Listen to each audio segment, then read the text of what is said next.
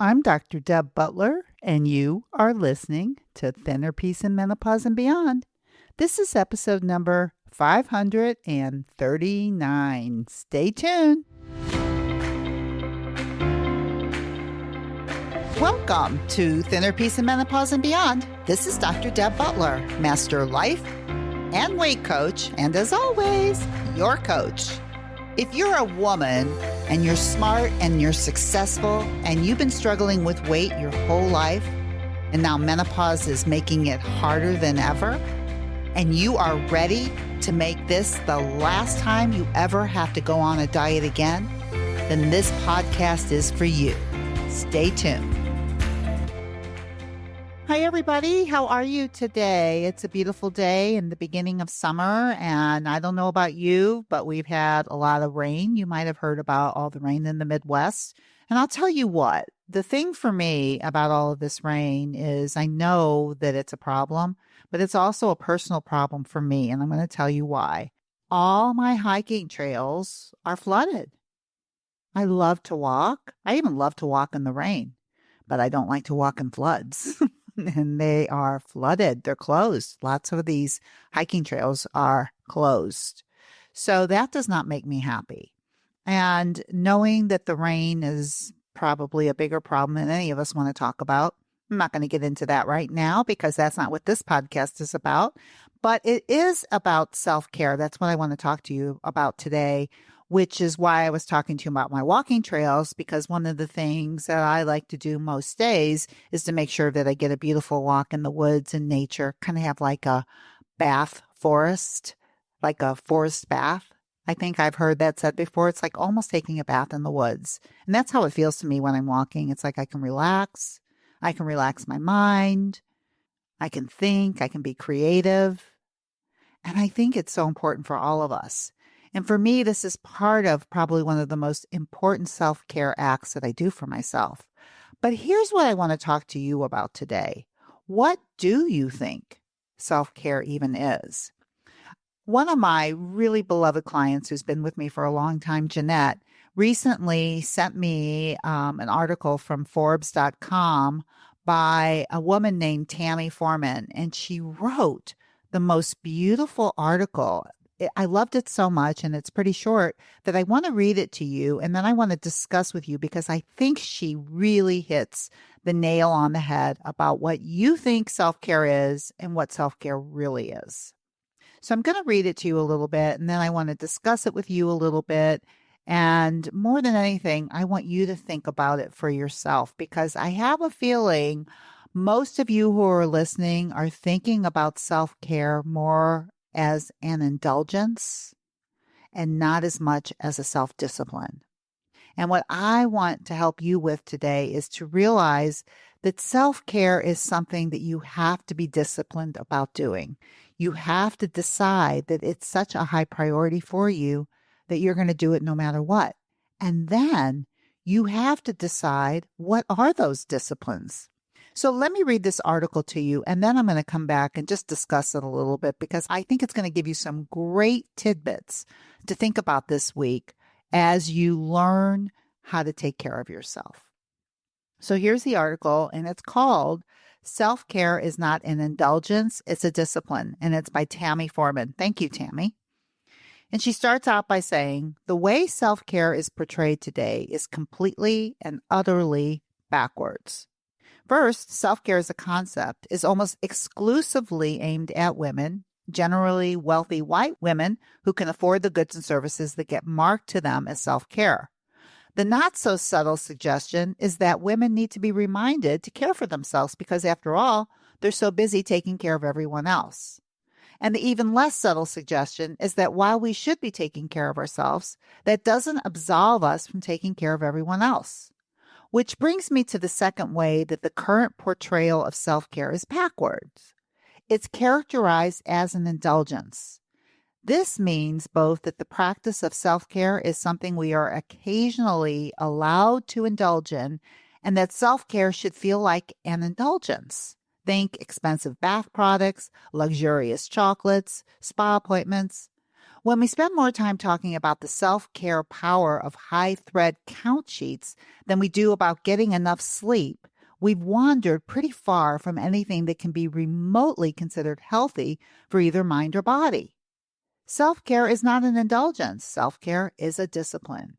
It requires tough-mindedness, a deep and personal understanding of your priorities, and a respect for both yourself and the people you choose to spend your life with.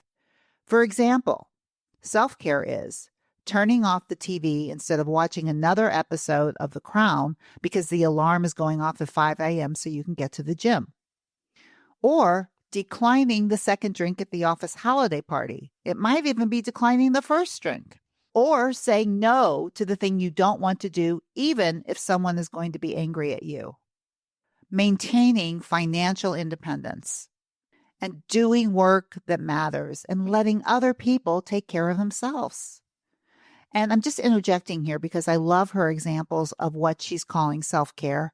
And of course, what I would be adding to self-care is to be able to feed yourself beautiful, nutritious food, to be able to eat when you're hungry and stop when you're full, to be able to plan your meals ahead of time because it's a priority. Right. I just want to add that in there because she didn't. And there's of course millions of other things you could put in there, but I wanted to add that. But then she goes on to say, if we are being honest, self-care is actually kind of boring. I really love this, which is why self-care is a discipline.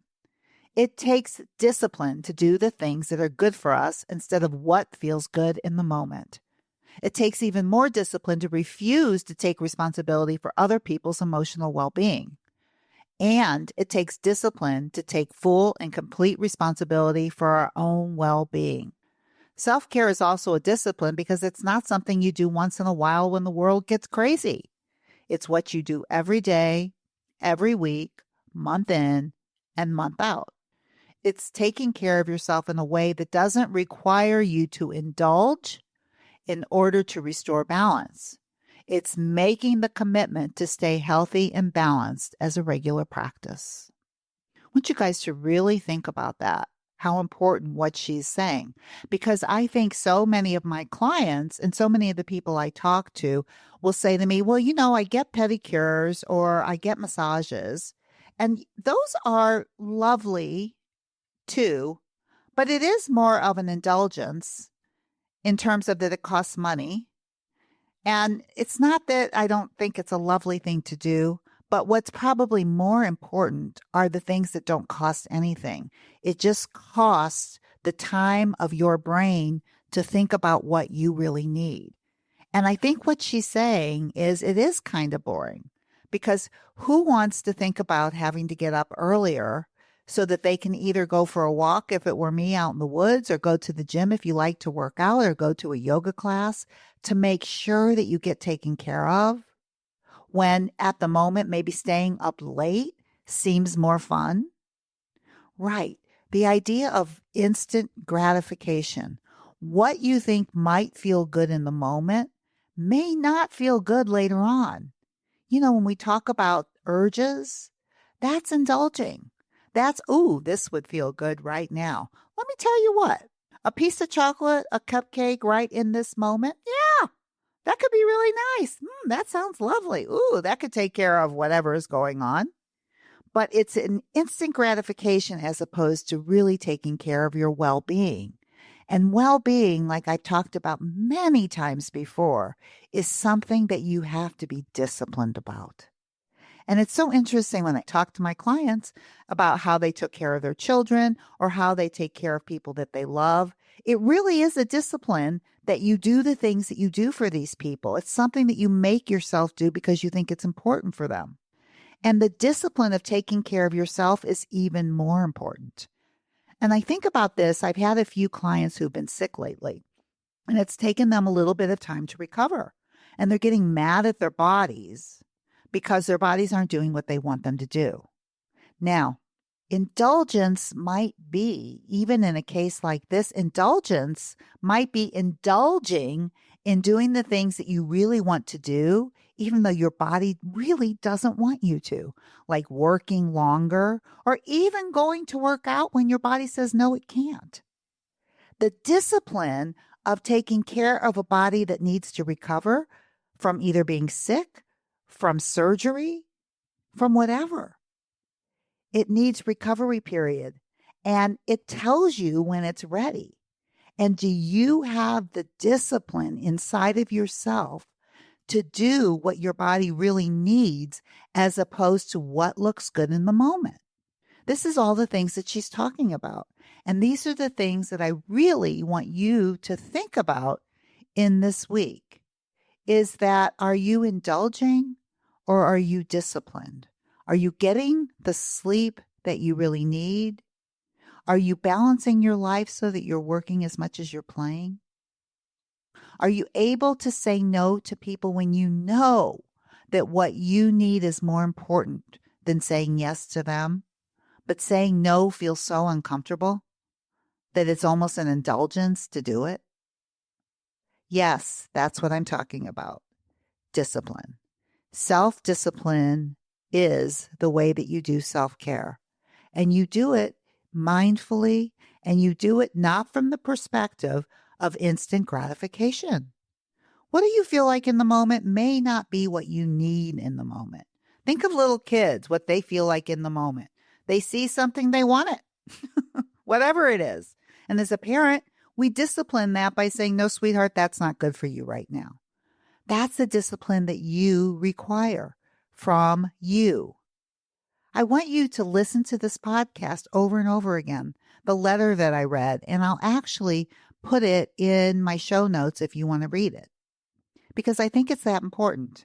And I'm so happy that my client sent it to me because she's one of those people that needs, also like the rest of us, how to discipline ourselves. Because it's really interesting with her. And I have a lot of clients like this too, who love their schedules, who love all the things that they do on their schedules. But even when you love everything that you're doing, even if you think everything that you're doing is fun, you still have to pay attention to when your body says stop. You can only fit so much in, no matter what it is. And your body is the first person that will tell you, you can't do anymore. Do you have the discipline to stop? Do you have the discipline to not put one more thing in your calendar, no matter how fun it looks, because you know it's too much? That's what I'm challenging you to do this week.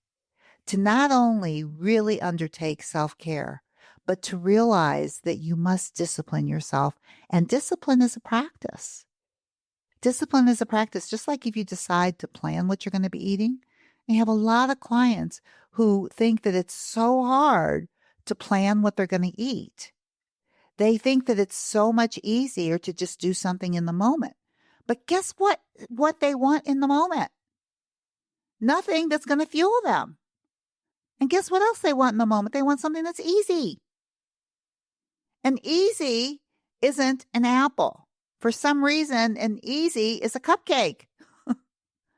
It's the way our little heads work, our little minds work. That's not discipline. That's indulging. You can indulge in cupcakes. You can indulge in a busy calendar. You can indulge in too many massages. But the self-discipline of taking excellent care of yourself is what I'm talking to you about, that I would love to see you do this week. Because if you want a thin, healthy, fit body, then self-discipline is the way to get there. And self-discipline is not being mean to yourself. Self-discipline is out of love to yourself. Do you love yourself enough to give yourself what you need, to turn the television off, to say no to the extra drink, to say no to an urge that seems like you're going to die if you don't get it, to be able to eat a healthy lunch because it's planned and ready for you, or to eat a healthy dinner because you come home from a busy day and it's already planned and all you have to do is do a couple things, or you have somebody else already do it for you. That's discipline. That's what I'm inviting you to do this week, is to take excellent care of yourself, by using self-discipline to do it. And if you can do that, a thin, healthy body is right at your fingertips. And if you need any help with that, you know you can always set up a mini session with me where we can spend 30 minutes where I can talk to you about how you can do that and about how you can work in probably one of the best programs in the universe, working with me on not only how to do that, but how to get thin and healthy for the rest of your life. All you have to do is go to drdebbutler.com/work with me, and you can set up a mini session. And you know what? No matter what else you do this week, you know what I'm going to say, and I'll say it every time. I want you guys to be so very, very kind to yourself. See you next week. Bye-bye.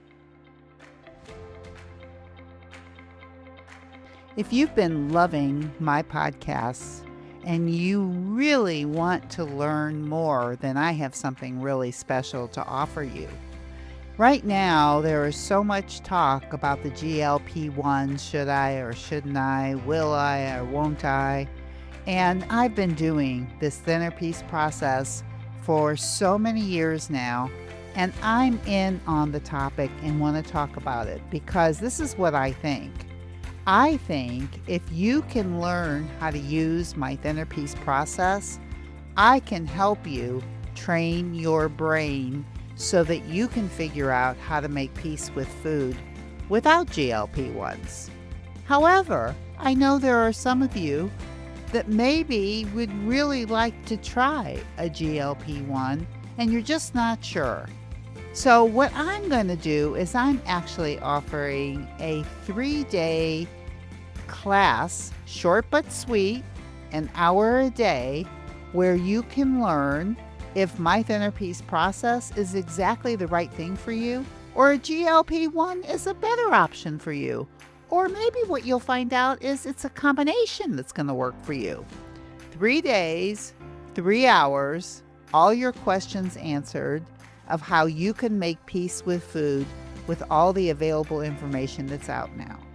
All you have to do is go to drdebbutler.com. That's Deb, D-E-B, Butler, BUTLER.com/brain, BRAIN, and you can sign up for this class that is quick, easy, and very, very inexpensive. Just go to drdebbutler.com/brain. The reason it says brain is because I'm going to help you train your brain. Go ahead, go do it. Check it out.